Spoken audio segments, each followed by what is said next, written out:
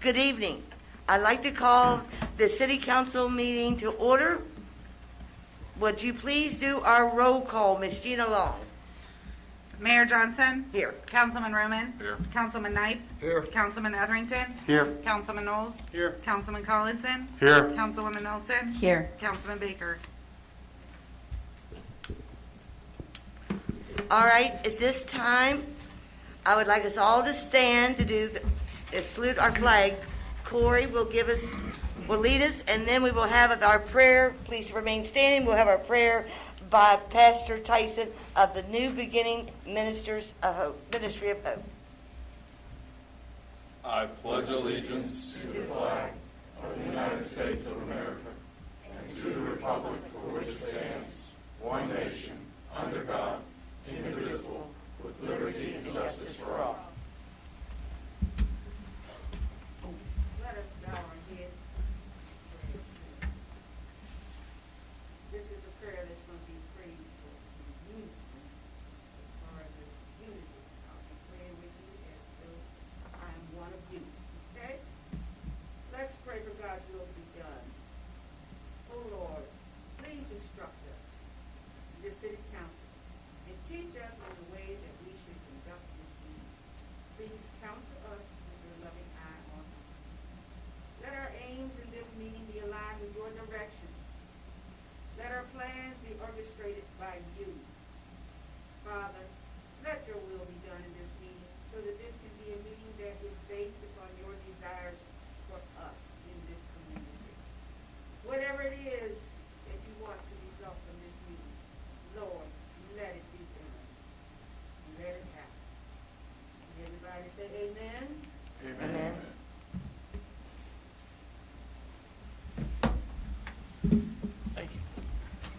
Thank you.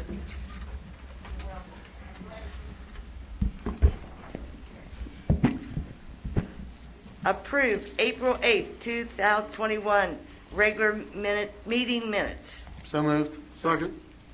All in favor, say aye. Aye. Opposed? Approved April 20th, 2021, special meeting minutes. Move to approve. Second. All in favor, say aye. Aye. Opposed? Approve April 26, 2021 special meeting minutes. Move to approve. Second. All in favor? Aye. Opposed? Approve May 6, 2021 special meeting minutes, the 12 p.m. Move to approve. Second. All in favor say aye. Aye. Opposed? Approve May 6, 2021 special meeting minutes at 6:30 p.m.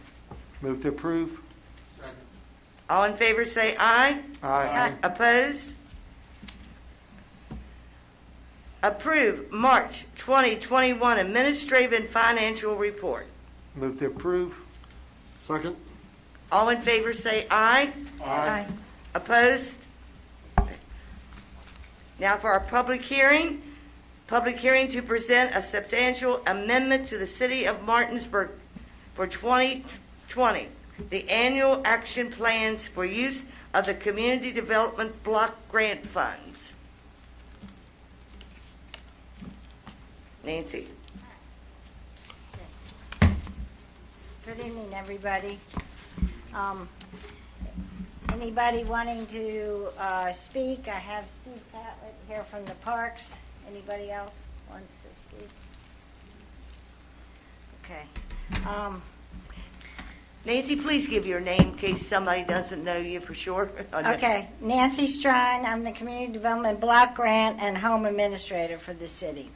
So what this is our first public hearing to discuss a substantial amendment to transfer a portion of the 2020 CDBG funds from the city streets, ADA curbs, the 222,718 project, a portion of that to go to Martinsburg, Berkeley County Parks and Rec Board, the 251 East Burke Street Parks. I'll put parks because there's two of them now. And we have those funded in 2 other years. Why, you ask? The bids came in higher than the $85,000 we have budgeted.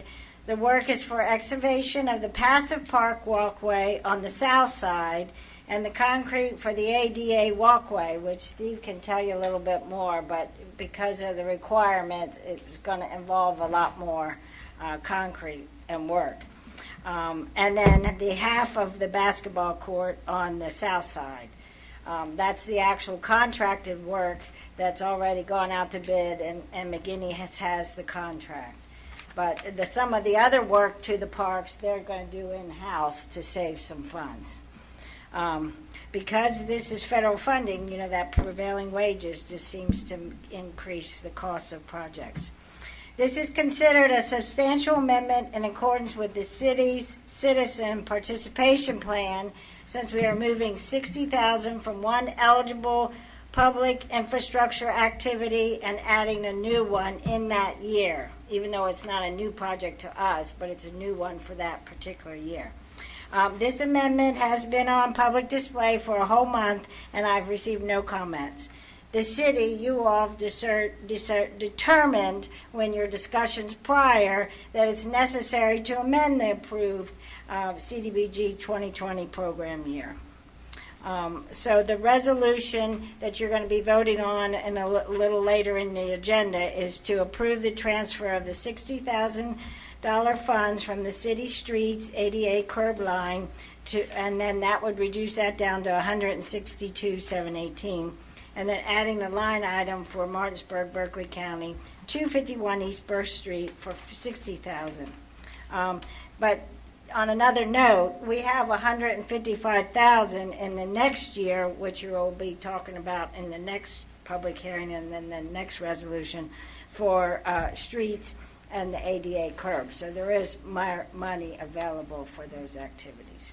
So I'll open it up. Steve, do you want to just explain a little bit?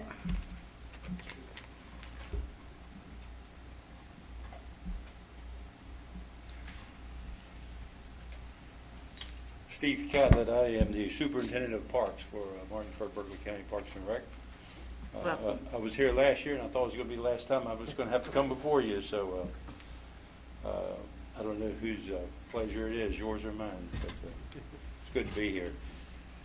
To do both sides of the park, the south side of the basketball court is going to require fencing as well, and the north side is going to be the walkway. The elevation drop there is 15 feet to get down to the creek level. And to do ADA walkway, it's 1 inch per 20.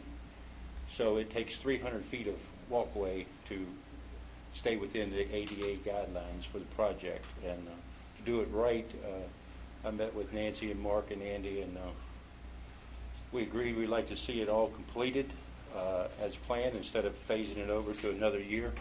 And so this additional $60,000 would allow us to complete the project. It's already going out to bid, the excavating and the concrete work. All the other work will be done in-house with our staff.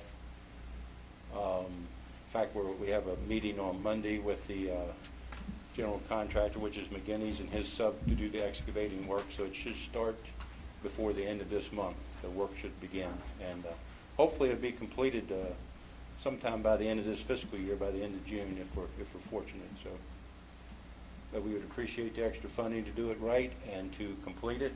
And this will be, if the Frog Hollow thing works out, it ends right there at the Roundhouse, and this East Burke Street walkway is the beginning then to continue that trail from there over to Queen Street, and eventually, hopefully over to Oatsdale Park. So this will be the headway for that walkway to get us from East Burke Street over to Oatsdale. And so it's important to do it right. A lot of property from that point on is owned by the Roundhouse Authority, so it can be continued. They've already been in meetings with us about it, and they're in all favor of continuing the walkway on their property, and that should get us almost to Queen Street if that happens, so in the future years. So. But we thank you for your consideration, and hopefully that'll work out. We've signed a contract with McGinney's, but it can be. We're going to add an addendum if you approve the additional funding for them to finish all the work. And I want to say while I'm here that I appreciate your Public Works and Jeff Wilkerson. They have reached out to us time and time again to help us. We're very understaffed in maintenance. We had an emergency last week where a tree fell over. He sent a crew out. We cleaned it up in an hour. They're helping us all the time. They've been there 2 days this week to help, and I can't thank them enough. So just want you to know that, and we appreciate it greatly. Thank you. Thank you, Thank Steve. you, Steve.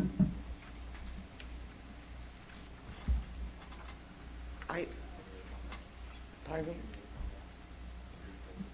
I can't hear you. Any other comments? Oh, I thought, I got you. Is there any other comments before we close this public, the citizens? I didn't think we'd opened it. Yeah, we did. We had? Mhm. Okay, I'm We sorry. opened it right before you let Nancy speak. Oh, okay, that's where it came, all right, I'm sorry. Okay, it's open then, and now, is there any other comments for the citizens petition? No, we're in a public hearing. Yeah, it's public. I mean, the public hearing. I'm sorry, I'm confusing you. This is the public hearing on the Community Development Block Grant Fund. Okay. Yeah, we have one more public hearing. So I think you can go ahead and Oh. close this one. All right, we'll close this one, and we'll open the second one. Nancy, I'm sorry. That's all right. It's a little confusing. All right, now I'll read 7B. I was too anxious. That's all right. All right, 7B. The public hearing to present the City of Martinsburg 2021 Annual Action Plan for the use of the CDBG and the home funds, the second and final hearing and display of the proposed plan. Okay. I will open the public part of the hearing. Okay, great. Does anybody want to speak on behalf of the Community Development Block Grant and Home Funds FY 2021? Okay, so welcome to our this is our second and final public hearing. We started back in March during budget days. And then I had to go out because we have the home consortium for the Jefferson, Morgan, and Berkeley County. I had to go out and do public hearings out there and then receive comments. And then this is our last one. And then the resolution will be what we then submit to HUD. So the city has been a CDBG entitlement since 2004. We've received over $6.1 million in funds. The primary objective of the CDBG fund is to provide housing, community, and economic development for low and moderate income persons. 70% of the grant has to be for those for low and moderate income.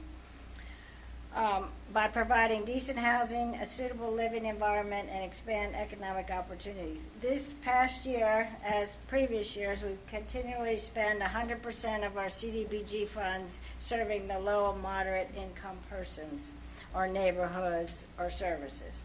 However, we haven't been spending them quick enough, so that's why it was real important for us to transfer that money and get the park projects done, because HUD likes us to spend our money within 2 years, and we're a little backed up.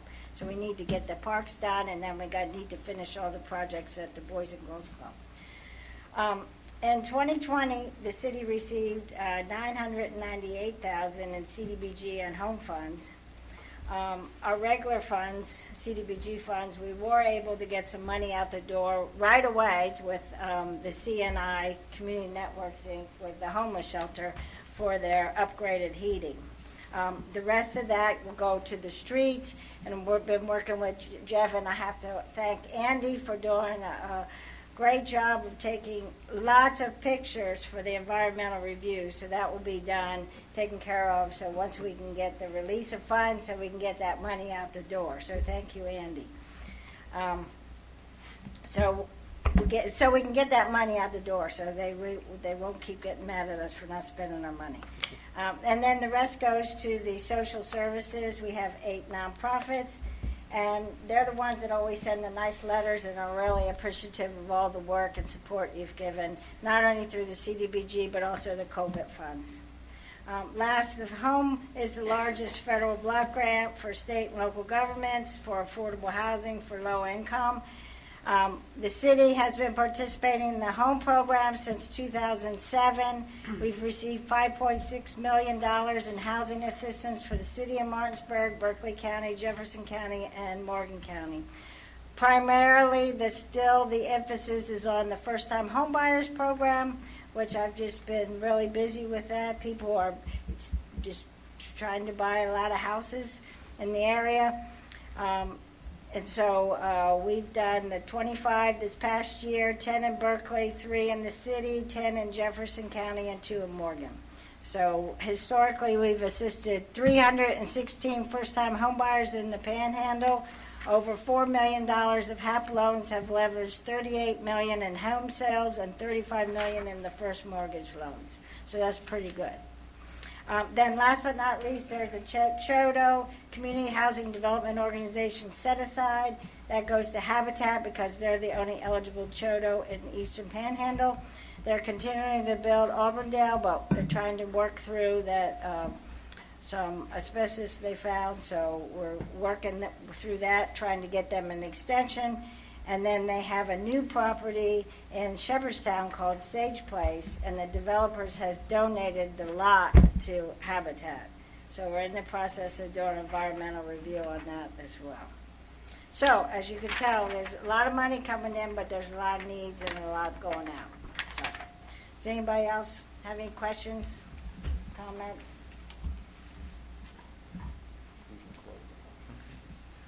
We will close this part of the public hearing. Okay, thanks. Thank you all. Thank you, Thanks, Nancy. Nancy. Thank you. It's a lot of work. All right, now we will open for the petitions from citizens. We will open this part, and if anyone wants to come forward, you have 2 minutes. Please give your name and your address. Barbara Bertina, 116 North Tennessee Avenue. The citizens of Martinsburg are angry that our city council and the planning department have done the least required to inform us of the zoning rewrite. 3 articles in the paper since October. No announcements on the city's website. No announcements of public hearings on the planning department's webpage. Certified letters to property owners only, which many did not receive. An investigation needs to be conducted on that issue. A grossly misleading letter claiming that the zoning protects single-family and mixed housing neighborhoods and aligns with the comprehensive plan. Nothing on the radio until forced to on April 29th. Public hearings during a pandemic while City Hall is in lockdown. At the 12 o'clock hearing, citizens not allowed into City Hall waiting outside who leave because they cannot get in. A consultant who speaks for 45 minutes while citizens leave before speaking. Citizens told, "We don't answer questions, email them." At 6:30, citizens standing in the hall who can't hear, no chairs for them. Some leave without speaking. Enough. Stop. This sham of a process needs to end. Not one person spoke in favor of this zoning rewrite. 636 citizens signed a petition telling you, our city council, to vote no on the zoning rewrite. Substantive changes must be made to this document. Wait 6 months, a year. Hold citywide public meetings to get input from citizens about our vision for the city. Hold ward meetings with council members. Hold neighborhood meetings. Let's do this right together with your citizens, not against your citizens. Vote no on the zoning rewrite. Thank you for allowing me my voice. Thank you. Anyone else want to speak?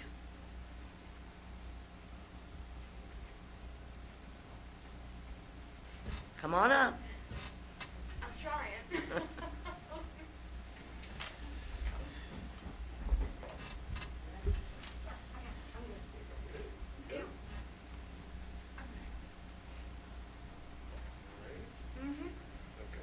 I'm just, if you can tell, crippled up a little bit. No, actually a lot. Good? Thank you. My name is Kim Unger. I live at 502 Wilson Street. And I have lived in the city of Martinsburg my entire life. When I decided to become a property owner, I purchased a house within the city because of zoning. I felt that at the time, my property rights would be defended because of the zoning. If this proposed new zoning goes through, my property rights will no longer be. The proposed zoning ordinances are wrong, so very wrong, on so very many levels. I can sit back and vision the problems it's going to open up for the city. Things just roll. It's scary. It really is scary. And that's why I bought my house in the city, because I thought I was going to be protected by zoning.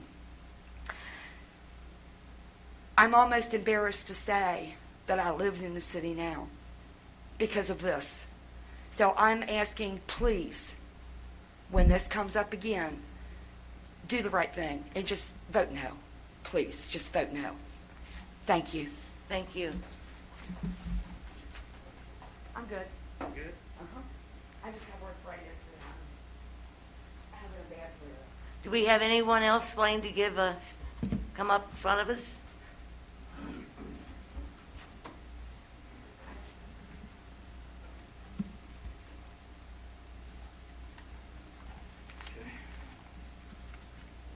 Please give your name and address. Thank you. Okay. Yes, my name is Jeff Fink. I live at 309 West Martin Street here in Martinsburg. And I thank you for having another hearing on this for the public, and I appreciate that. And I lived in the 300 block of West Martin Street for over 26 years now. And I used to mow the block when we first moved there, and I got to know the neighbors and so forth. And plus it needed it, because you just don't see a lot of mowing in front of the houses. So I did that for a while, and was hoping that more people would jump in, or and especially the the neighbors and stuff. Or at least a couple mowers come out, but after a while, it just pretty much didn't get any better, and basically nobody cared about doing it. And the renters, that rent the property, is not going to do that, because usually it's the landlord's property, and that has to maintain that. But they didn't do it either, so it's still the same. It's actually worse, in my opinion. Today, the block looks a little bit like third world, deplorable. Grass pretty high out there on the 300 block, and pretty much everywhere else I see. The rental houses in the Roxbury drug house that was brought in without any public hearing, but I understand that that's something you all couldn't fulfill based on the law, but we do have that, and they don't maintain any of their property, front or back. They just throw trash out there and then wait for the trashman to pick it up the next day, but it's just that nothing's contained. I mean, and the grass is really high.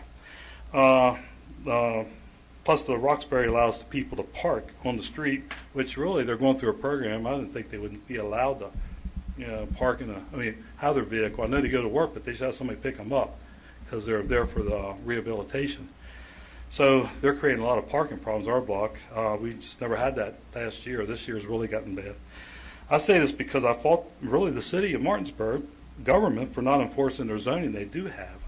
And now the new zoning proposal will make it worse by having the rate of rentals in this town increase.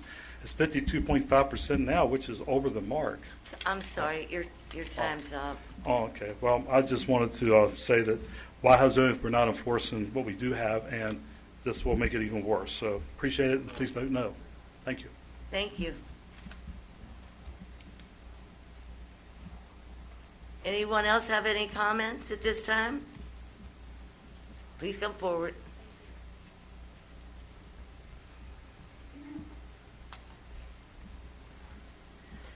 Carissa Antone Traxler, 517 West John Street. Thank you for this time, this opportunity. I say this with all respect to our law enforcement who work tirelessly. They are underpaid and overworked. And I know there's two of you sitting here. Thank you very much for your service. This is my comment. Thank you, sir. On two nights ago, a friend of mine was driving the father of her child. She's 3 months pregnant. She's Hispanic. She is about 5'2". She's little, very smart. She confronted the father of her child with the relationship he was in. He got out of the passenger side of her car. He walked to the front of her car. He went to the driver's side. And he opened her car door and he punched her in the face. She was under so much shock. She didn't know what to do. Pregnant, injured, bruised. And with all due respect, I called our city law enforcement. I called the non-emergency number because it was not my emergency. Called on behalf of her. Called 4 times. 4 times, and I finally got a dispatcher, with all due respect. I am very concerned about the safety, and it is not their fault. I'm very concerned about the safety and the security of increasing the population. We already can't protect the population we do have, and I'm so upset that I was not there to protect my friend, and I am very concerned of things like this continuing to happen in our beautiful city. Thank you so much. Thank you. Anyone else has any comments to come forward with?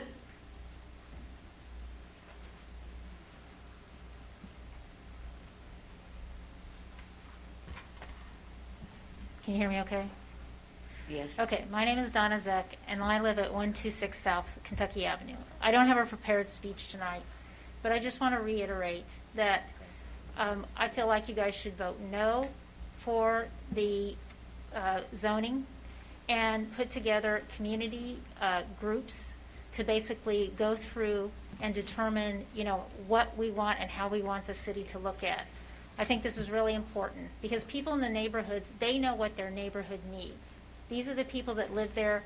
They know, whether a convenience store is a good thing for them or a bad thing for them. The changes are too global and they aren't specific enough to each neighborhood. We just treat everything like it's the same. So this is why I'm asking for you guys to vote no, and then come back, do the focus groups, have your meetings with your citizens, and then we can come up with a plan that everyone likes. So I just want to reiterate that. Thank you. Thank you. Anyone else have any comments tonight?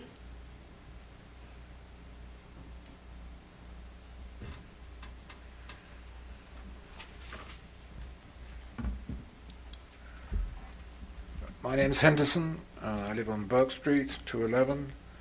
I'm here to ask you to reject the proposed rezoning. I consider it to be non-inclusive. I certainly didn't participate in it. I don't know anybody who did participate in it. I'm sort of shocked. I'm shocked that it was done, it's been pushed through in a pandemic. I'm sort of interested in who's driving this, quite frankly. But anyway, vote no. Let's hope reason will win. And please be reminded that about 630 people are saying no to this. And I would like to sort of support the previous speakers who are requesting an inclusive process. Vote no. Thank you. Thank you.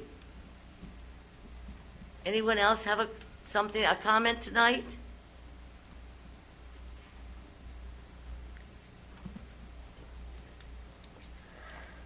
Good evening. Thanks for being here, all city council members and Honorable Mayor Harriet Johnson and our law enforcement. I am Samuel Jacob Traxel III. I reside at 517 West John Street. I've been a property owner for nearly 3 years in the city of Martinsburg, and I've lived in this city almost the entirety of my life, just barely outside of city limits on Bernice Avenue with my parents. And I wanted to move in town because a nice little property became available. But I feel like all these other citizens that have been opposed to this new zoning, that we need to say no, and we need to go back to what has said by this young woman. I don't know if she's still here. Okay, she says that we need to study this out. We need to go to the local residents and we need to figure out what laws are on the books and what zoning laws are on and you know, see what we can do better and try to find out and try to make them published, because I don't know the zoning laws being a new resident property owner of the city of Martinsburg. I don't know all the stipulations. I learned a few things just recently to try to, you know, avoid somebody making, you know, an apartment building right next to our house. So that's about it. Yeah, and today somebody parked right in my driveway, blocking my driveway from the street. So it's kind of a, yeah, this is kind of crazy. And it's clearly marked. There's 2 yellow marks, and they're like parking right there anyway. But there's horrible parking situation on our street on the weekends. And Sir. My time's up.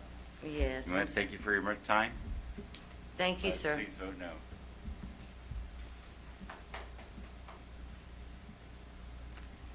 Any other comments tonight?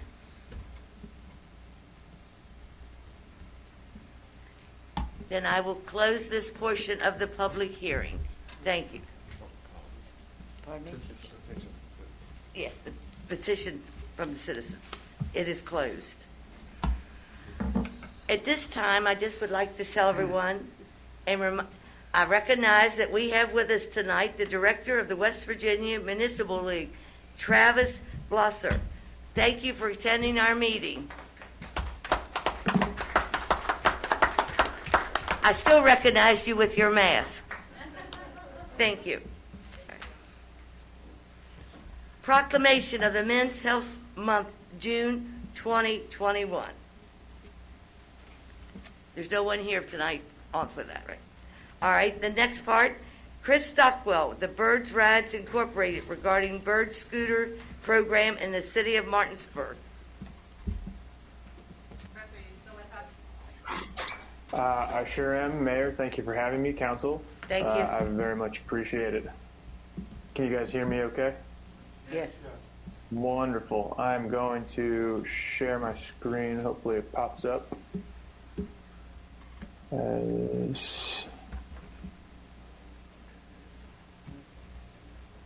Bingo. It's nice when it works. Thank Chris? you all for having me. Chris, I just want to say, if we're holding it to a 10-minute presentation. Yes, ma'am. I will keep it 10 minutes, and then I'm happy to answer any questions that come up afterwards. Okay, thank you. So just a quick overview. Bird is a shared dockless scooter program. We work with cities to provide an alternative to cars and transit. We basically, the goal ultimately is to provide sort of easier access, more flexibility, more options for the residents of cities that we operate in.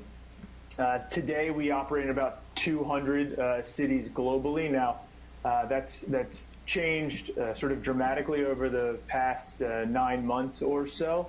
What we are able to do now that we weren't able to do last year really is work with a local entrepreneur in all the cities that we operate in. And what that really entails is that we find a local logistics partner. We refer to them as a fleet manager. And that individual sort of becomes our boots on the ground and provides some operational readiness to our programs. That has really allowed us to sort of spread our wings. I guess that is a little bit of a pun intended, sorry. And introduce our model to a lot more cities who are interested in increasing mobility, increasing transportation, and alternative transportation in their cities. We've been able to work with cities as small as 7,000 under this model, this fleet manager model, and we've been able to use it in cities in the 100, 200,000 model.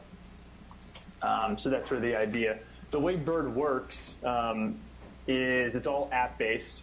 So when we do work with cities and we find that local fleet manager, we place scooters in strategic locations around the city. The fleet manager places the scooters in strategic locations around the city.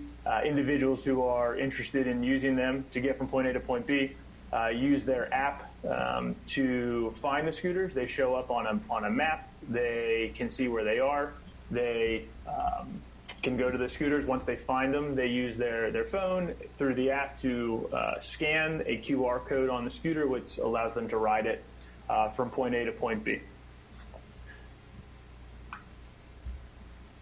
This just gives you sort of a general idea of what the scooter looks like. On the top right, you can see the QR code that a user scans through their phone to start their ride and to end their ride. On the bottom right is sort of some of the general safety messages that we push out to all of our riders, and then just a little bit of an overview of what the scooter looks like. We work with cities sort of all over the U.S. now, and sort of our approach is to really get to know the city, set the expectations of what a program looks like, and really have ongoing communication with the city moving forward. All of our cities that we work with we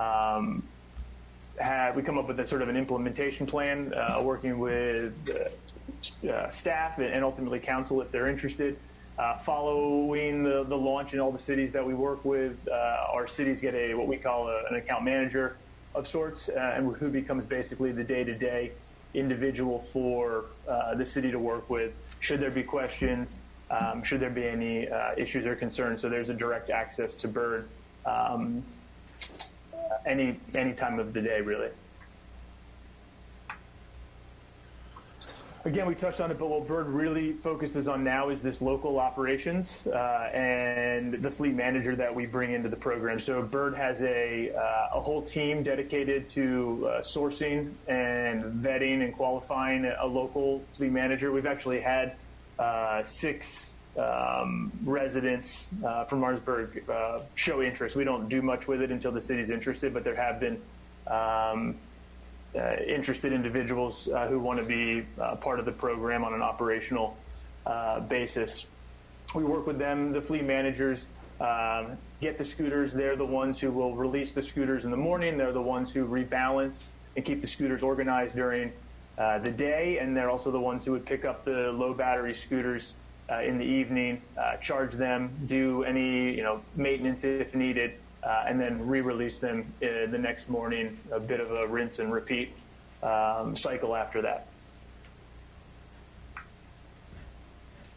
Just one of the benefits that we've seen on top of sort of the transportation aspects of it, there is some pretty good research coming out now that scooters really start to stimulate local businesses, and that's sort of on a direct and indirect level. It's going to be different in every city. In this case, the research showed that there was $921 per scooter over 6 months generated in sort of the food and beverage industry, but it's going to vary based on different cities. But the general gist is that these scooters are starting to show a direct and indirect consumer relation of people either going to a scooter and then being next to a store, or a rider taking a scooter directly to a store or restaurant and to patron.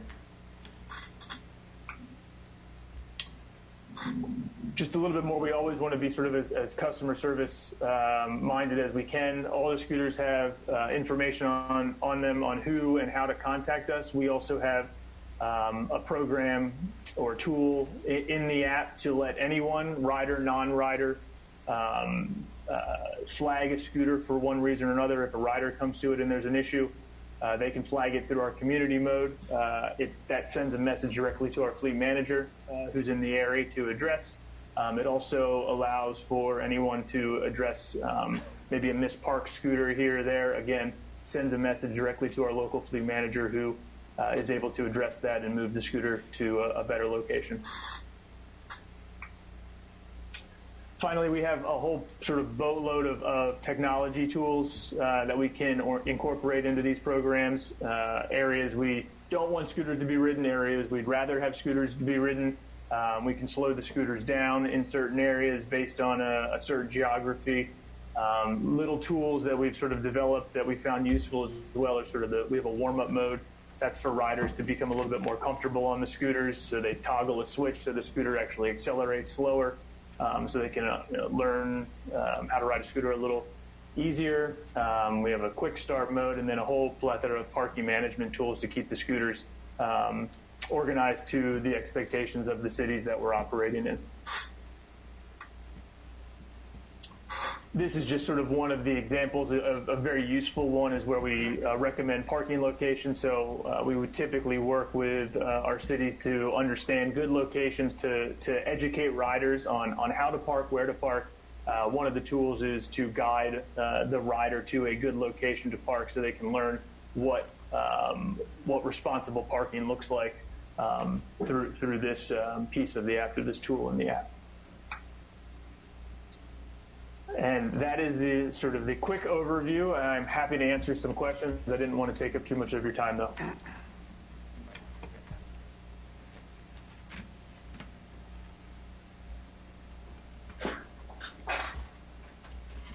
I got a question. Can you hear me? I sure can. How fast do they go? We govern all of our scooters at 15 miles an hour, but we do have the tools to slow them down in certain areas. So if you were to enter a specific area of the city that we wanted to reduce that speed, the scooters, based on the location, the GPS location of the scooter, would slow it down to a decreased speed based on whatever we wanted it to be. Okay, thank you. And I assume that you have the capability to do this, but can you bar somebody from using these scooters? We certainly can. So there's a number of ways to do it. When you finish your ride, you're required to take a picture of where you've parked the scooter, which allows us to verify that you're at least parking it correctly. Within the community mode feature of the app, people can actually document riders who are riding incorrectly, using the scooters incorrectly. If that happens enough times and it's that account that is doing that, then we just remove you from the system. We actually just did it when we operate in Atlanta, and we work with Georgia Tech, and there was we assume a student who was leaving a scooter parked basically sort of at a door multiple times. We educated them. We informed them of what they were doing was wrong, and they did it for a third time, and we just removed them from the system. Thank you. Sir, this is the mayor. I'm wondering, I know they're not allowed on the sidewalks in Martinsburg because we have an ordinance. How would they park them at a store, or how would they have to stay out on the road?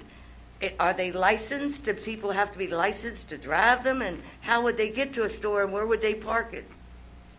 So most of the times the scooter is, I would say parked, but left on the sidewalk. They're not ridden on the sidewalk. We educate them completely to ride on the streets. The scooters themselves may be parked on the sidewalk, but you would walk it to the street, ride it on the street that way, and then when you would end your ride, you would basically walk it up the sidewalk and put it in the furniture zone. Which is the area closest to the street, and you would end your ride right there, so it was out of the pedestrian right of way. Thank you. Yes, ma'am. Who is going to police this? Who's going to be responsible to make sure that these people, these riders, are following the rules? And I know, like, we have cars parked on the street. I know if somebody goes between cars and they scratch my car, it's going to be trouble for me. I can tell you that. Yes, so I'm sorry, just kind of clarifying what the question was. Who's going to police this, and who's going to take care of damaged cars if these scooters run into cars? Sure. So on the damage side, I guess there's sort of two sides to this. Bird indemnifies the city, and we add our city partners to our insurance policy as additional insured. Should a rider damage a car, just like if they were driving or riding a bike, then it would be the rider's responsibility to cover that. Just no different if they were riding their personal bike and ran into your car. I have a comment. So here I am over there waving at you. I don't know if you can see. Hey. Gotcha. So I have relatives in Austin, Texas, and some friends there too, and they're pretty enthusiastic about those scooters, and it does make kind of getting around fun. Some years back, there was some problems with kind of things collecting, if you will, like the scooters collecting, and I was thinking in your presentation you might have solved that problem. But the community part of it, so somebody who would never consider getting on the scooter and riding, could download the app to their phone and then be their like the little reporter for all these scooters. Is that what you have? It could, yeah, you absolutely can do that. We've worked with plenty of cities now where I'm thinking, or just off the top of my head, because I got a couple today. University of Missouri, one of their staff actually will document some misparked scooters, and ultimately that triggers the fleet manager, or in that case, fleet managers, to go move that scooter out of the way, so it's out of that issue is solved. The other point is yes, Austin, Texas is a beast in itself when it comes to micromobility. I try not to compare too much. We would look to probably have 50, maybe 75 scooters if the demand is there, but we typically roll out these smaller markets with 25 scooters to understand demand, understand utilization. The limited number of scooters really decreases a lot of the concerns that were, and particularly in those large cities. I mean, I think Austin has I can't even count anymore, 6,000 devices that are down there. So it's a whole different beast of a operation down there. What's the smallest city? I'm sorry to interrupt. What's the smallest city you've serviced? I must have missed that in the presentation. Hartsville, South Carolina is 7,700, I believe. That's the smallest one that we're in right now. They've actually upped it to about 75 scooters. I think there are 65 scooters there, and it's pretty remarkable. They're getting something like 400 to 600, average about 500 rides a week in a 7,000 person town. Do you have any data separating that the scooters are being used by the citizens who live there versus tourists that come to town to visit?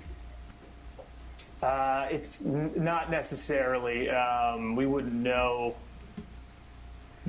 There's probably a way to do it based on, we make all of our riders scan their driver's license to make sure that they are over 18, but that doesn't necessarily mean that they're from, it's just going to be a West Virginia license. I guess you could look at the address. There's a way to do it. It just might be a little manual to figure just that wondering. out. Chris, one question. What's your designated service area? What are you looking at? Are you looking for the whole city of Martinsburg? Or are you looking for a certain, maybe a 3 mile square radius from downtown out? Or what do you envision? Sure. We typically start with the city entirely, but that said, with 25 scooters to start, we would focus more on the downtown section.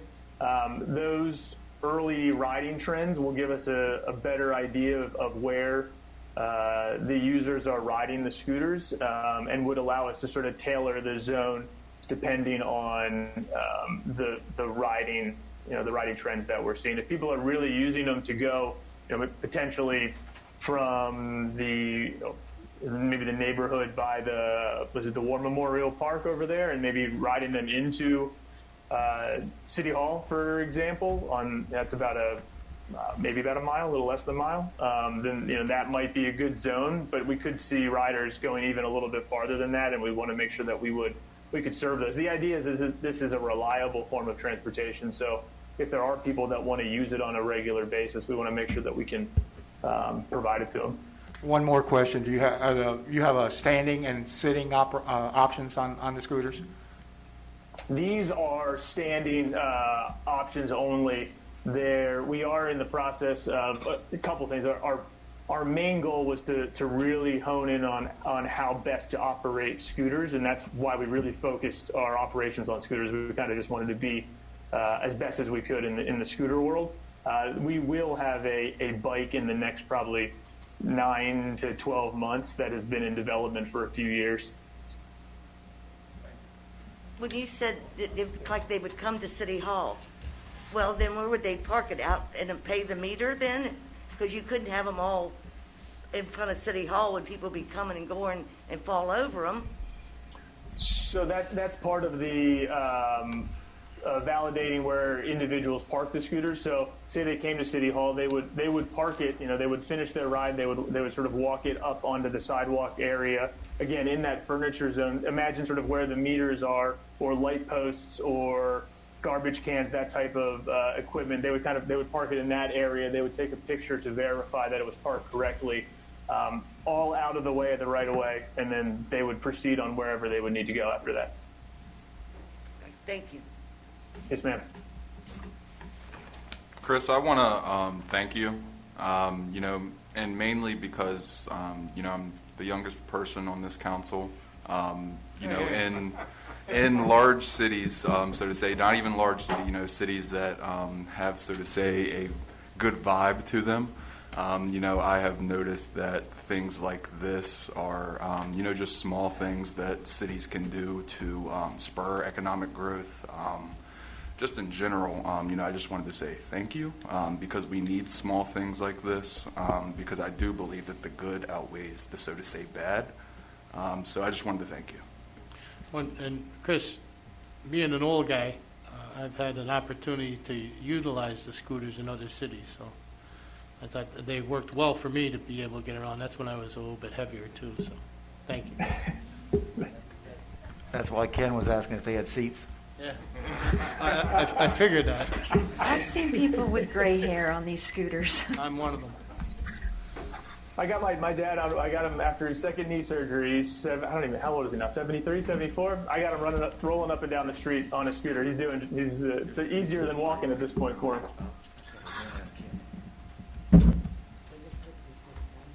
Yeah, you can ask permission to move it up. All right. Since he's here. With this presentation over right now, we have an item, which were we at? I was going to ask about 16AA. 16AA. Let me. 16AA. I know it's here, so I just. Very back page. Top.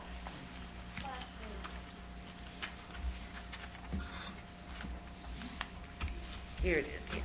I'd like permission from the council to move 16AA up now with, after the presentation. So moved. Second. All right, all in favor, say aye, or all in favor, say aye. Aye. Any nays? Go ahead and read it. All right, now I'll read it.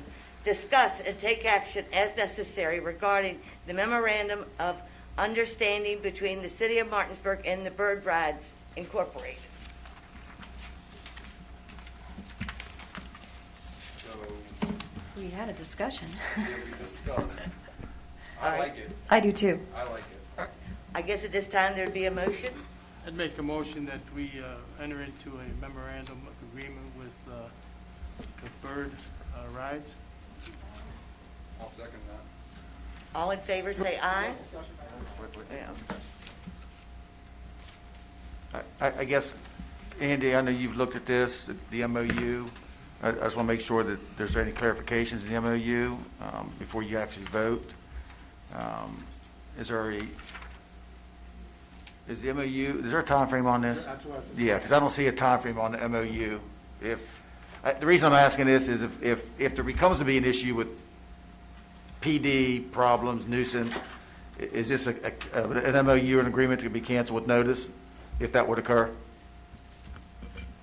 It says in paragraph 10, either party may terminate this agreement at any There time you go. without cause upon 30 days prior written notice. That answers my question. Thank you. Okay. Good. Just say that. Like if it works, great. If it doesn't work, if not, We have the right to. We have the right to do it, That's- Right now, where we go with this. I think there's been a motion, there's been a second, there's been discussion. If people are ready to vote, we're ready for a vote. All right. All in favor, say aye. Aye. Opposed, say nay. No.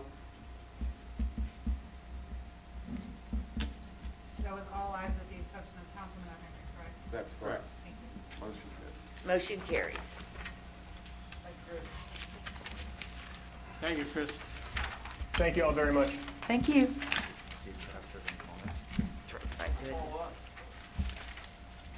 At this moment or time, I would like to see if our director for the West Virginia Municipal League, Travis Boyer, would come up or would like to say a few words about the league and talk to the council. 2 minutes. 2 minutes, yeah. I don't know if he could do it in 2 minutes. Yeah, I have a hard time with time limits. I will be very brief. Travis Blosser with the West Virginia Municipal League. It's my pleasure to serve as your executive director in Charleston, representing the city of Martinsburg, as well as the 229 other cities, towns, and villages across the state of West Virginia. And I'm also specifically honored to have one of your council members, Councilmember Kevin Knowles, serving as our president of the West Virginia Municipal League this year, and hopefully look forward to seeing a lot of you at Ogilvie Resort in Wheeling for our annual conference as the send-off to the president's tenure for the last year. Unfortunately, he's been hit with the pandemic and has not gotten to travel the state the way others have, although I think this next couple of months we're going to get him out a little bit. But again, I thank you all for allowing Kevin to serve for the last year as president of the West Virginia Municipal League, and then prior to that as an officer. But it's also a pleasure to meet all of you. I'll be sticking around after the meeting to say hi to everybody. But again, it's my pleasure to serve you in Charleston. Should you need anything, we're always a phone call away. Your city manager, I sometimes, I've got, I don't like him to call me every once in a while. You guys, you can call me anytime you want. So, thanks, guys. Thanks, Travis. Thank you for what you do. Thank you, Mayor. Thank you. And thank you, Kevin, for bringing him to town or whatever, or working it out that you all worked here today. All right. Receive and file reports, 10A through 10F. So moved. Second. All in favor, say aye. Aye. Opposed? They carry. Okay. All right, next, the report of the council as a whole committee. We have nothing to carry. All right. My report to you all, to everyone, on scheduled council as a whole committee meeting for Monday, May 17, 2021, beginning at 4:30 p.m. for the purposes of discussing City Hall renovation project, ceiling, architects, and parking revenue adjustments on the city staff.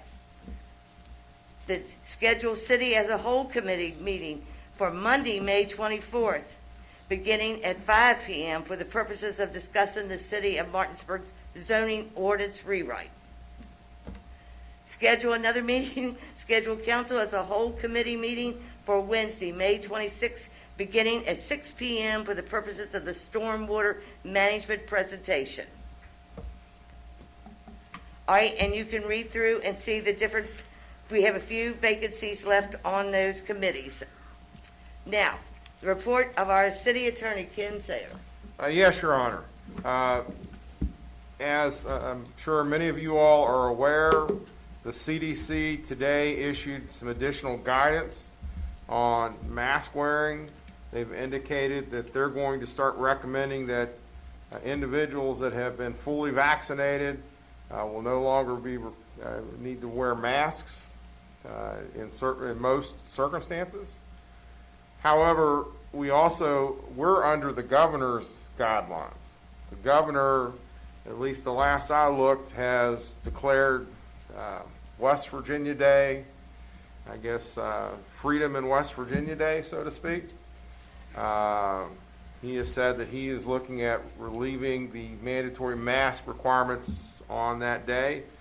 With the CDC changing, or CDC putting this out, the governor may update his requirements. But because we are a political subdivision, I think we should be following what the governor is saying as far as the mandatory masks within the city hall. So at least right now, the state of West Virginia is under a mandatory mask program. It's good to see that the CDC is saying that because of the vaccination and the efficiency of the vaccination, that it looks like the light at the end of the tunnel is light and not the train. And so, eventually we'll be opening up City Hall, and we will be able to relax our mask restrictions. I know that we've talked about opening City Hall, and I know that I think talking with Mark Baldwin, our security is looking at like June 1st. Is that what you'd said? Yes, we had a staff meeting, and one of the issues we talked about is obviously City Hall, since PD's relocated. That first floor is vacated. So once we do open, we all know what's going to occur. People are going to start coming back. There won't be anybody downstairs to monitor activity. I think staff was wanting to ensure safety on the upstairs, knowing who's coming and going, and we discussed having the 2 part-time security personnel, as PD has in the court system, provide us a contract and a dollar amount to do that, which is on your agenda as an item under new business. If council wishes to proceed with that contract until we get this building renovated, so to speak, we would probably shoot for like a June 1 reopening date. The security company believes by June 1 they could have 2 people on staff. Do we need a motion for that? We've got that further on in the agenda for This was his the report. security. But, I think that's, as we're getting good reports from the CDC, it seems like that June 1st date may be a good date. We can decide, we've got several meetings between now and June the 1st that we can actually make that indetermination as we see additional information come out. Who knows what the governor is going to do now that the CDC has issued their statements. And that's all I have, Your Honor. All right. Now we'll have the report from Mr. Baldwin, City Manager. Thanks, Mayor. Just real quick, I want to give you some updates on projects we've been talking about, rather than looking at the sheet we provide. The train station corridor grant project, the contractor's in phase 3 as we speak. You can see that activity if you go over there and see them moving up the street. A lot of sidewalk, curb, brick patterns. They are now in the process of running a lot of the conduit for the overhead electric utility line relocation that you all approved. And really you can see where the brick pavers for the stormwater management and parking lanes are going to be placed as well. So hopefully, with good weather, they keep moving. That project will be completed earlier than projected. The traffic signal at King and Alabama, hopefully those poles will arrive late May, early June, and that'll be the installation of the new traffic signal as projected. City Hall renovations, as the mayor said, another committee meeting on May 1st to get through the space analysis. They will also at that time present a couple concepts for the parking lot across from the PD that we did not complete as we were going through the demolition of the structure for additional space. So we'll have a couple concepts to keep that project rolling. Nancy mentioned earlier CDBG repaving and reprogramming of funds. As she mentioned, Andy took pictures. Hopefully we'll be able to get a small project out and be completed in June or July to spend those dollars, and then we have the new program year for future repaving as well. The East Martin Street parking lot, out to bid opening is June 17th for the renovation of the East Martin Street parking lot. Mr. Sayers looking forward to another project next to him in that neighborhood. 2 weeks, Ken, 2 weeks. Yeah. We are also out to bid on the South Georgia Avenue, South Alabama Avenue concepts that you all authorized the engineering firm to develop. Again, June 17th bid opening.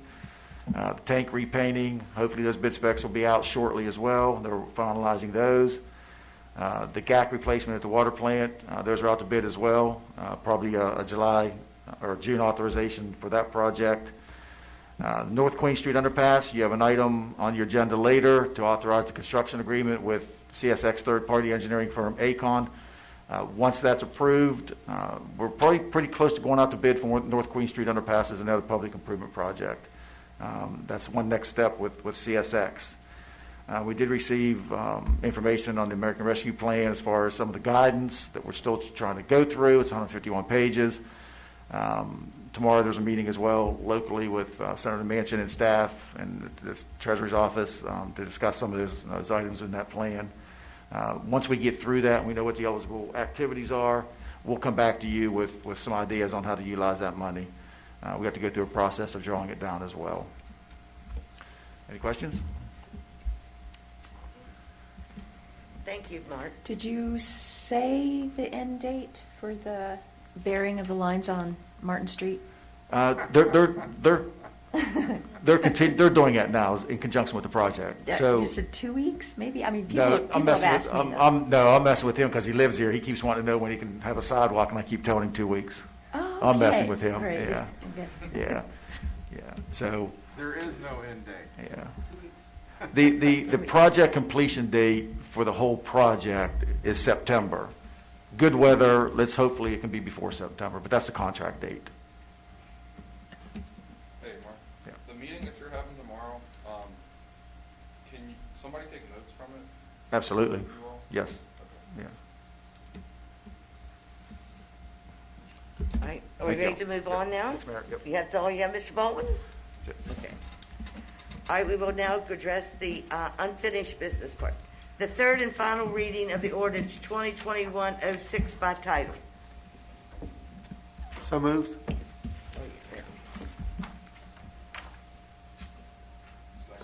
An ordinance to amend the rules and regulations of the Fire Civil Service Commission of the City of Martinsburg, West Virginia, as adopted by the Martinsburg City Council. All in favor? Aye. Opposed? It so moves. All right, now, new business. Approve or deny the resolution 2021-11, amending the 2020, the CDBG program budget and annual action plan. Move to approve. Second. All in favor, say aye. Aye. Opposed? Pass. Approve Resolution 2021-12, authorizing and approving 2021 Annual Action Plan and Budget for the CDBG and home filings and applications with HUD. Move to approve. Second. All in favor? Aye. Opposed? Pass. Approve or deny the special events permit 2021-08 for One Light Church Outreach Series to be held every other Tuesday beginning June 8th and extending through December 21st, 2021, 3 to 9 p.m. in the town square, the pedestrian plaza. Contingent upon the proof of adequate liability insurance, payment of any recommended fees for the city's services, and adhere to the city COVID-19 regulations in place at the time of the event. I have a question. Is it ever possible to have two events going concurrently on the same evening in the same location? No, I don't see how it would be. They get it for one particular event. Well, you've got one going on one side of King Street and maybe the other going on the BB&T side. But we've Just wondering. never proved to. Yeah, I'm just wondering if it's even, Yeah, okay, okay, I just wondering. I don't think it's happened in the past, but who knows? I need a second for that. For 16C.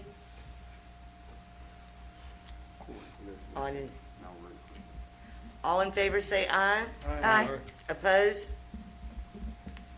16C carries. Approve or deny special events permit 2021-10 for the Main Street Martinsburg Tony's Music Martinsburg Rock Kids Series to be held in the Town Square Pedestrian Plaza on Thursdays mornings from 9:30 till 12 from June 10th through July 29th, contingent upon the proof of adequate liability insurance, payment of any recommended fees for the city services, and adhere to the COVID-19 regulations in place at the time of the event. Move to approve. Second. All in favor say aye. Aye. If anyone nay, it passes. Approve agreement with Bucks County Community College for the Fire Instructor Training Program for Martinsburg Fire Department, $12,415. Move to approve. Second. All in favor? Aye. Opposed? Passes. Approve or deny purchase of a replacement flow meter for the Martinsburg Water Department, $8,325, parts and labor, Instruct Logic. Move to approve. Second. All in favor say aye. Aye. Opposed? It passes. Approve or deny the purchase of the Second Nature Stormwater Compliance Software, $10,000, beginning July 1st, 2021. Second. All in favor say aye. Aye. Approve or deny the purchase of a 2021 Ford Explorer for the Martinsburg Public Works Department. Stevens Auto, $28,166. They previously approved the Dodge Ram, no longer was available. Move to approve. Second. All in favor say aye. Aye. Opposed? It carries. Approve or deny 2 additional interns for the stormwater management from September to December 2021. Move to approve. Second. All in favor say aye. Aye. Opposed? It passes. Approve or deny the police department's policy regarding promotional testing for the K-9 officers to the ranks of corporal and sergeant. All in favor? Move to approve. Second. I'm sorry, I was moving you all along. All in favor say aye. Aye. It passes. Approve or deny the purchase of the 3rd Police K-9 at $15,000, training and purchase Shallow Creek Kennels, drug forfeiture money. Move to approve. Second. All in favor say aye. Aye. Opposed? It passes.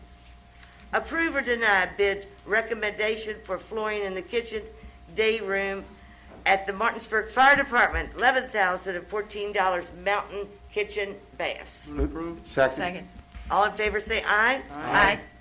Opposed? Passes. Approve or deny the recommendations for 36 sections of 5-inch large diameter hose for the Martinsburg Fire Department, $25,717.50, Whitmer Public Safety Group. Move to approve. Second. All in favor of say, Question. oh, I'm sorry, what's the question? Didn't we just go from 5-inch to 4-inch not too long ago? And we spent a lot of money on 4-inch hose? We still have 4-inch, but that was a bad choice. I never should have done that. It doesn't allow you to have enough GPM for what we need it for. It's lighter, but it's not what the FDA recommended.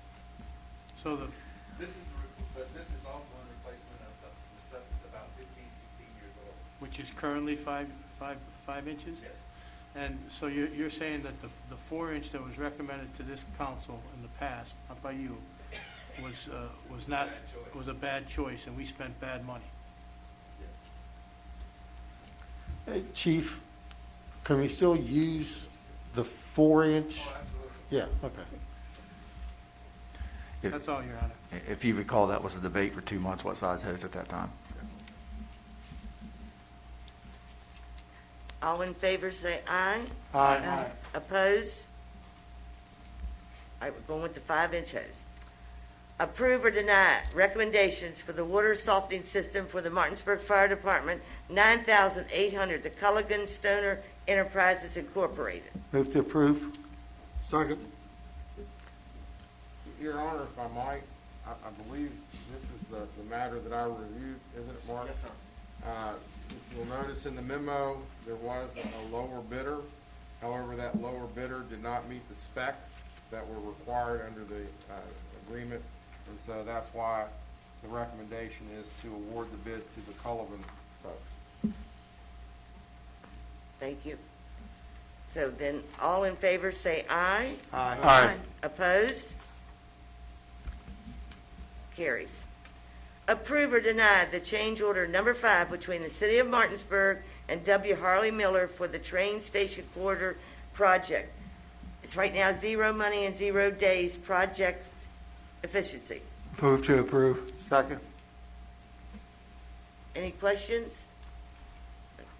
All in favor, say aye. Aye. Opposed? It carries. Approve or deny change order number 6 between the City of Martinsburg and W. Harley Miller for the train station quarter project, $10,933 and 3 days underground conduit for 213 East Martin Street. To approve. Second. All in favor say aye. Aye. Opposed? Carries. Approve or deny the change order number 7 between the City of Martinsburg and W. Harley Miller for the for the train station quarter project, $2,386 and 0 days. Facilitate future parking lot Move to improvements. approve. Second.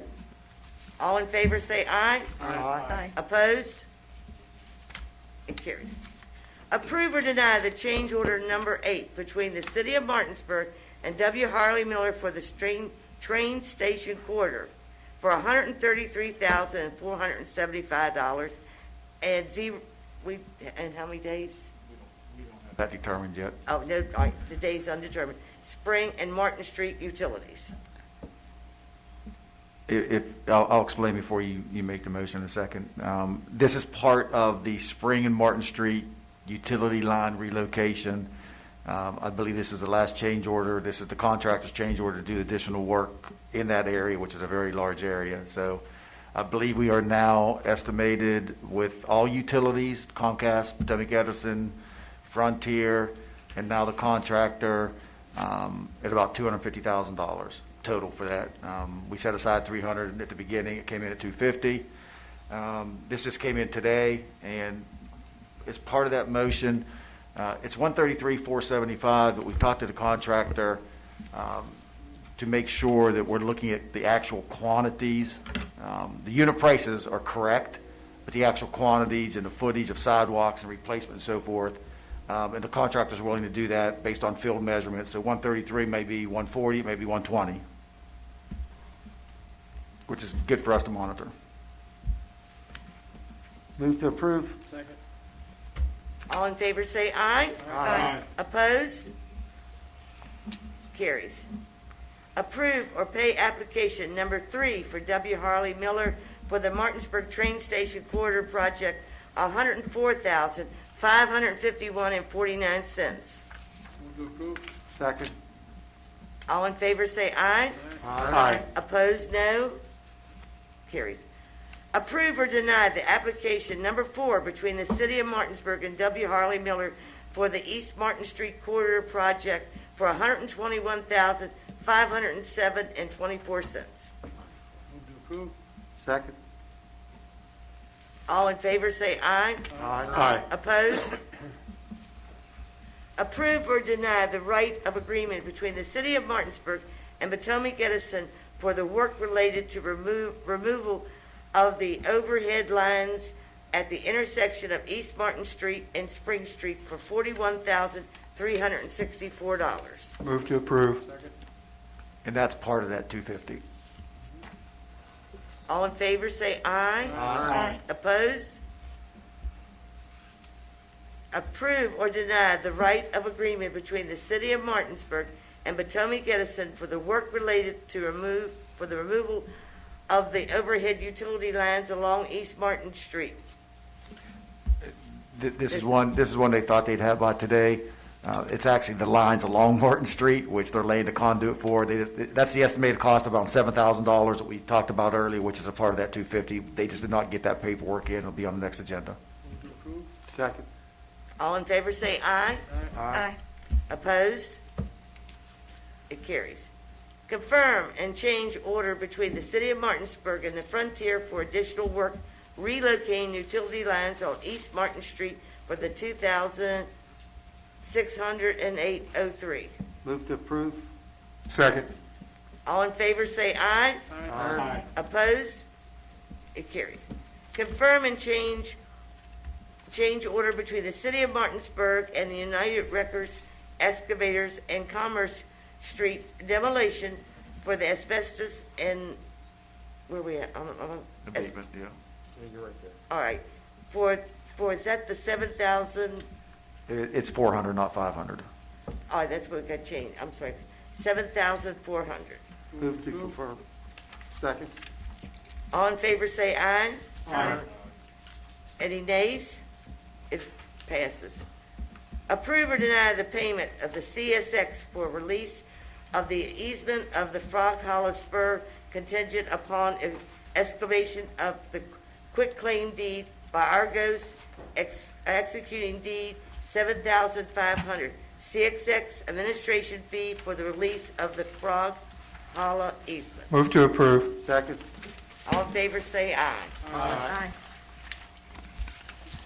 Approve or deny the construction and inspection agreement between the City of Martinsburg and the CSX Transport for the concrete repairs and painting of the substructure of the CSXT Bridge over North Queen Street for the $176,408 on North Queen Street underpass. Move to approve. Just a quick comment. Andy had several discussions with CSX. This is the third party, ACOM, that does work on behalf of CSX. We fought hard on that number. They did indicate to us, once we open bids and we have a contractor, we'll sit down and look at means and methods for every phase. So then that 176 could be much lower depending on what oversight, construction management, or flaggers may be needed for the CSX right-of-way and rail. They also indicated it could be higher than 176. But we're glad at least they'll sit down with us at every phase to understand exactly what work and where we'll be in and around that structure.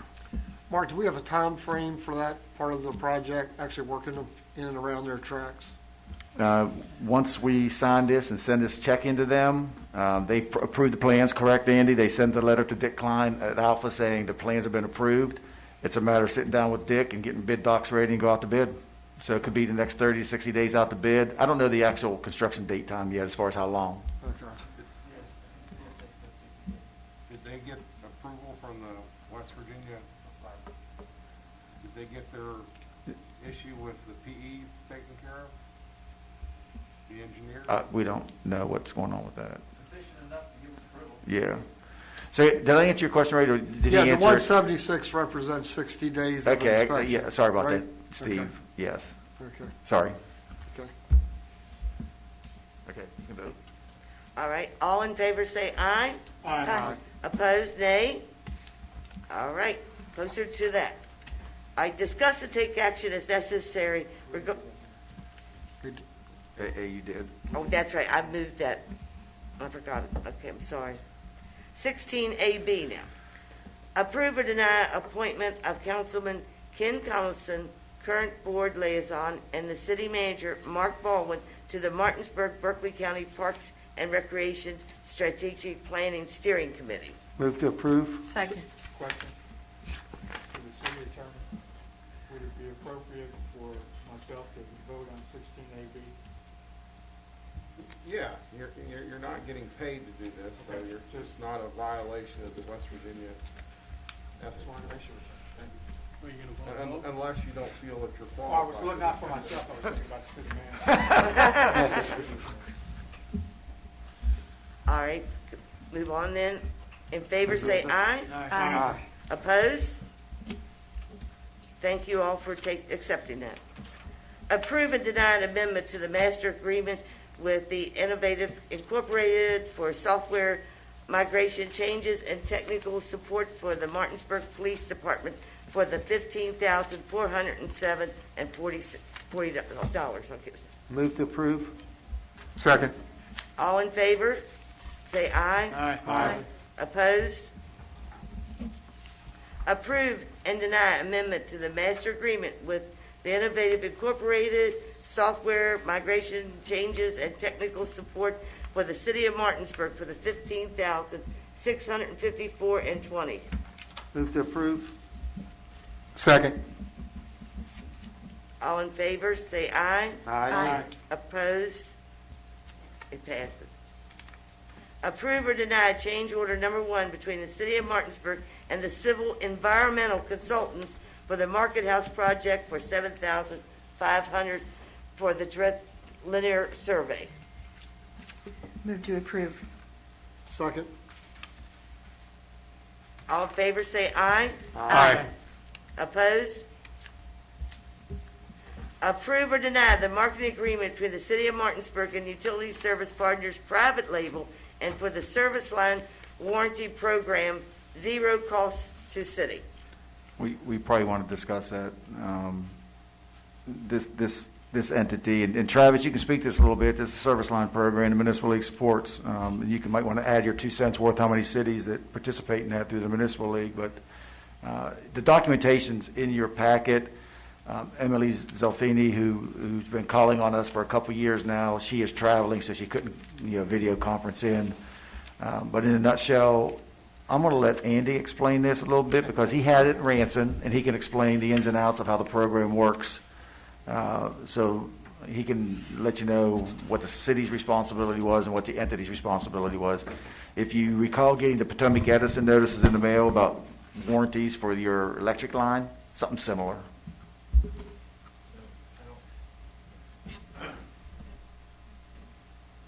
I don't know if Travis.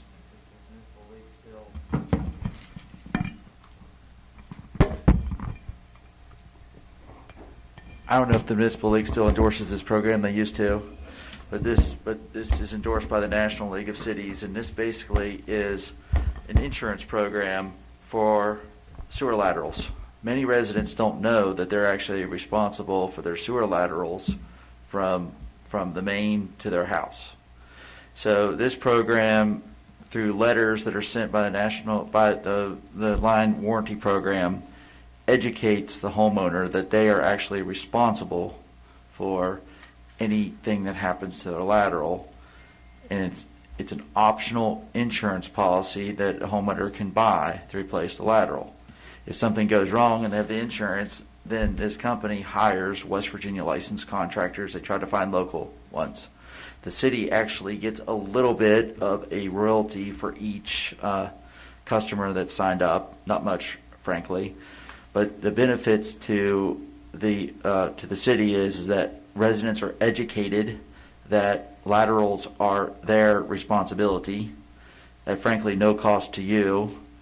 The only questions that you might get, and what I got previously, was when letters go out. Well, sometimes we get some calls about, is this a scam or is this real?